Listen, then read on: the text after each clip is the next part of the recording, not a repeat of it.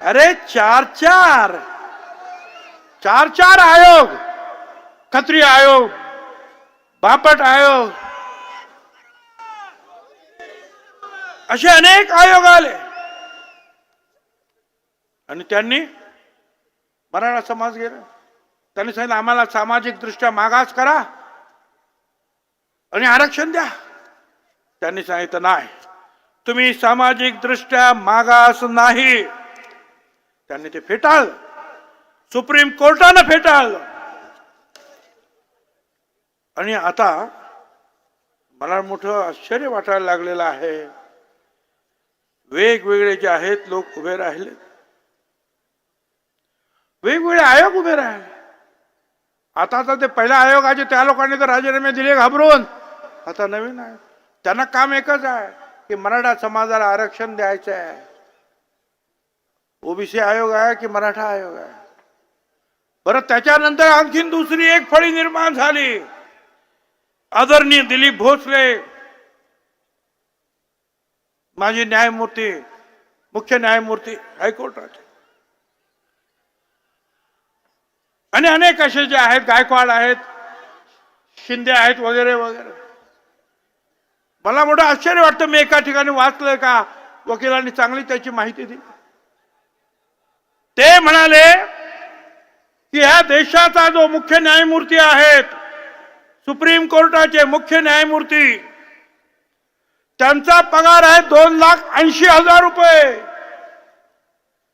या देशाचे आजचे मुख्य न्यायमूर्ती सुप्रीम कोर्टाचे, त्यांचा महिन्याचा पगार 2,80,000 रुपये.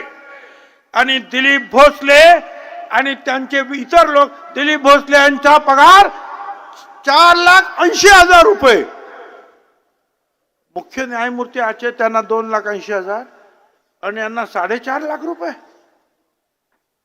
त्यांच्या बरोबरचे जे इतर आहेत त्यांना सुद्धा सर काय चाललं, हा जनतेचा पैसा. मला मग सगळे विचारतात, अरे तुम्ही सरकारमध्ये आहात, सरकारमध्ये बोलायचं तर तुम्ही बोलणारच आणि बोलतच असतो.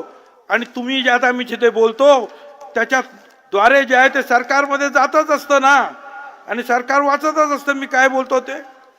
हो, याच्यानंतर भीती तरी काय? भीती अशी की छगन भुजबळला बघून घेऊ, छगन भुजबळला सोडणार नाही, आम्ही घेणारच, आरक्षण घेतल्याशिवाय राहणार नाही, हे सगळं काही सुरूच आहे. भीती एवढी की त्यांची मीटिंग असली तर बीड बंद, जालना बंद. अरे काल परवा जे आहेत, काल प्रधानमंत्री आले मोदी साहेब नाशिक मध्ये, तर नाशिक बंदचा आदेश कोणी काढला नाही हो. आणि आले यांची मीटिंग, त्याच्यामुळे म्हणे बंद. अरे काय बंद? आणि हा हे बघा, हे फोटो तुम्हाला दिसणार नाही पण तुम्हाला माहिती आहे कोण बोलला असेल. आमच्या हातात दंडुके, सरकारला पायाखाली तुडवू शकतो, भुजबळांनाही पाहून घेऊ. काय पाहून घेतो बाबा तू? दंडुके काय, पिस्तूल काय? मला त्यांना सांगायचंय, बेटा छोड़ दे ये हथियारों की बात, बेटा छोड़ दे ये हथियारों की बात, तू हमसे क्या टकराएगा? अरे जो जो हमसे टकराए सब मिट्टी में मिल जाए. कौन है ना? तुम हमसे टकरा, हथियारों की बात करता है. मला सांगायचं आपल्या सगळ्यांना, पुन्हा एकदा सांगायचंय, मराठा समाजाला विरोध नाही, परंतु तुम्ही जर आमचंच आरक्षण घ्यायला जर तयार लागलात तर जे जे त्या आमच्या आरक्षणाच्या विरुद्ध उठतील त्यांच्या विरुद्ध आम्ही जाणार. एक बाळासाहेब सराटे, ते हायकोर्टामध्ये त्यांनी केस टाकली. काय टाकली केस? की या ओबीसी मध्ये असलेले जे आम्ही सगळे आम्ही सगळे आहेत ते सगळे बेकायदेशीर आहे, त्यांना ओबीसीच्या बाहेर काढा. बघा, हे मराठा समाजाचे नेते आहेत. हायकोर्टामध्ये केस काय टाकली की ह्या सगळ्यांना साळे माळे कोळी तेली तांबोळी हे सगळे जे आहेत बसलेले भटक्या विमुक्त सगळे बेकायदा आहेत, त्यांना सगळ्यांना बाहेर काढा. ही एका बाजूने. आणि दुसऱ्या बाजूने मराठा समाजाला ओबीसीत आरक्षण मिळालंच पाहिजे. वा, काय धंदा आहे.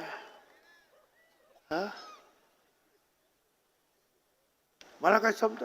मला सरकारला सांगायचं आहे, ओबीसीच्या आरक्षणाला रस्त्यावर काय किंवा कोर्टात काय धक्का लागता कामा नये, त्याची काळजी जबाबदारी सरकारची आहे.